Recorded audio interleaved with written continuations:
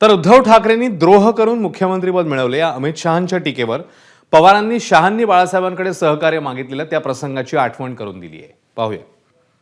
ठाकरे जी ने हमारे साथ जो द्रोह किया था 2019 को विचारधारा छोड़ी थी और बाला साहब ठाकरे के सिद्धांतों को छोड़ा था, झूठ फरेब कर कर मुख्यमंत्री बने थे, वो उद्धव ठाकरे जी को आपने उनकी जगह बताने का काम किया है.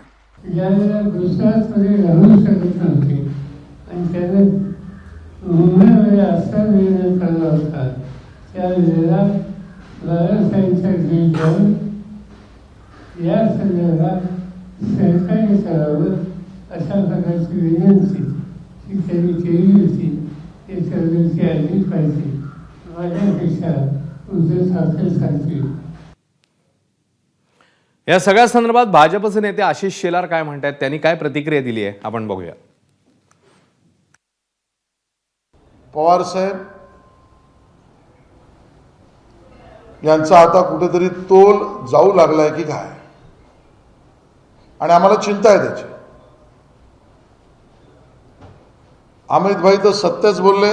पवार साहेब तुम्हाला, तुमच्या पक्षाला, तुमच्या मित्र पक्षाला आणि आघाडीला महाराष्ट्राने हद्दपार केलेला आहे.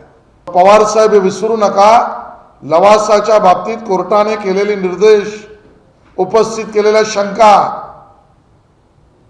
आणि नावं निघणारी त्याच्या भोवतीचं वलय, ही चार बोटं कोणाकडे येत आहेत पवार साहेब लक्षात ठेवा. एबीपी माझा, उघडा डोळे बघा नीट.